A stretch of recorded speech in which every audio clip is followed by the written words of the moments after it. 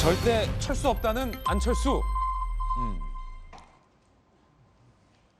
이번 대선에서 가장 큰 변수, 선거 이벤트를 꼽는다면 많은 전문가들이 하나같이 입을 모아서 답변하는 것은 바로 단일화 여부일 겁니다. 지난 서울시장 재보궐선거에서도 사실은 이 단일화가 선거 결과에 주요한 영향을 미쳤던 만큼 이번 대선에서 안철수 후보와 윤석열 후보와 안철수 후보가 과연 단일화를 해낼 것이냐, 단일화를 안 할 것이냐는 굉장히 초미의 관심사입니다. 그래서 오늘도 매우 흥미로운 여론조사 몇 가지 저희가 준비를 했습니다. 제가 직접 저희 돌직구쇼의 대형 미디어월에 나가서 시원하게, 친절하게 설명을 해드리겠습니다. 저와 함께 가시죠.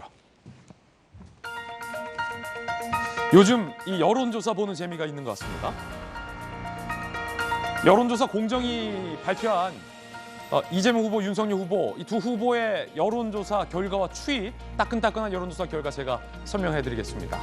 대선 후보 지지도, 이 여론조사 공정의 특징은 윤석열 후보의 지지율 하락이 멈췄다 내지 반등을 하고 있다라는 해석들이 많이 나오고 있습니다. 함께 보실까요? 자, 윤석열 후보와 이재명 후보의 지지율 추이 함께 하고 계시고요. 교차가 한 번 있었고 다시 이번에 발표된 여론조사는 윤석열 후보가 36.9%, 이재명 후보가 36.5%의 지지율로 기록을 했습니다. 조금 더 크게 보면 흥미로운 게, 자, 요 시점부터 좀 보면 좋을 것 같습니다. 작년 12월 다섯째 주에 이재명 후보의 지지율이 39.9%였습니다. 이에 반해 윤석열 후보는 36.8%로 하락을 했습니다. 42.3%에서. 그런데 지금 작년 12월 다섯째 주에서 올해 1월 2주차가 되면서 지지율 흐름에 무언가 변화가 생겼습니다. 윤석열 후보가 36.9, 이재명 후보는 39.9에서 36.5%로 하락을 한 결과가 나타났습니다. 이 사이에 무슨 일이 있었는지 정치적인 이벤트들이 상당히 많았죠. 자, 오늘 이 여론조사 결과 해석 들어보겠습니다. 이재명 기자 어떻게 해석해요? 마지막 1월 둘째 주 조사가 저 밑에 보시면 조사 일시가 1월 7일, 8일 이렇게 이틀간 했다고 나와 있습니다. 그 얘기 뭐냐면 6일 날 바로 이준석 당대표와 윤석열 후보가 극적인 화해를 했었죠. 그리고 이제 7일부터 윤석열 후보의 캠페인이 완전히 변화가 이루어집니다. 뭐 여성가족부 폐지 같은 아주 7글자의 간결한 그런 이제 글들을 통해서 자기 공약을 발표하기도 하고, 그런 행보 자체가, 캠페인 자체가 바뀌는 이제 그런 구도가 그런 구조로 변하면서 어떻게 보면 지지율 하락세를 멈춰놨다, 막아놨다 볼 수 있는 거죠. 그렇군요.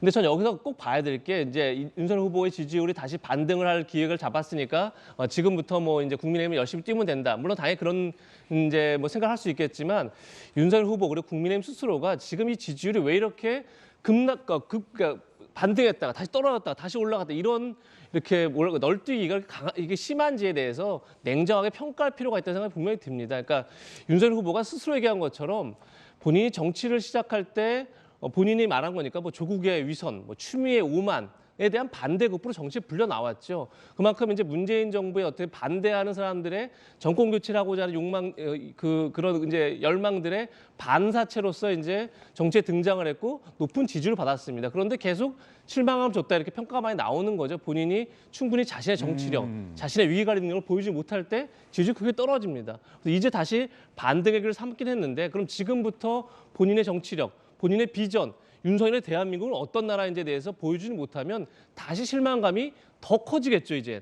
그러니까 그런 것들을 냉정하게 평가하고 앞으로 어떻게 선거운동을 해야 될지에 대해서 잘 준비해야 되지 않나 생각이 듭니다. 이재명 기자 흥미로운 해석이었습니다. 그러니까 이렇게 이 빨간 그래프의 하락세가 멈추고 하락세에서 다소 상승세의 반등의 기회를 잡은 것은 분명해 보인다는 게 이재명 기자의 해석이었습니다. 자, 그럼 김영주 의원님께 질문 드리겠습니다. 이재명 후보는 지금 이 그래프를 보면 37.8%까지 떨어졌다가 39.9%까지 올라갔거든요. 이때 이재명 후보 주위에서 나왔던 게 40을 넘느냐 마느냐. 일각에서는 이재명 후보 주변에서 선거 끝난 것 아니냐. 그런 말 하면 안 된다. 이런 얘기들이 이때 당시에 보도가 됐었는데 왜 이 지지율이 36.5%로 하락했다고 보십니까? 결과적으로는 지금 이제 이재명 후보나 윤석열 후보나 사실은 자기 힘들이 갖고 있는 만큼의 비호감도가 존재하고 있고 무당파층이 존재하고 있고요. 그래서 스윙보트층이 여전히 왔다 갔다 하고 있기 때문에 안철수 후보가 여기서 이 표에는 나타나고 있지 않습니다만은 20대와 말하자면 중도층들이 어떤 결정을 하고 있는지를 좀 볼 필요가 있다. 우선은 뭐 윤석열 후보가 36%에서 뭐 거의 비슷하지만 조금 오르다라고 하는 것은 보수층에서 더 이상 밀리면 안 되라는 위기 의식이 굉장히 있기 때문에 조금 더 그쪽이 강화된 측면이 있다라고 결집이 하는 됐다. 것이고, 그렇기 때문에 윤석열 후보 자체의 힘으로라기보다는 보수 지지층이 버티고 있다라고 보는 것인데, 이 표들이 안철수 쪽으로 가지 말라는 법이 없다는 측면이 하나 있고요.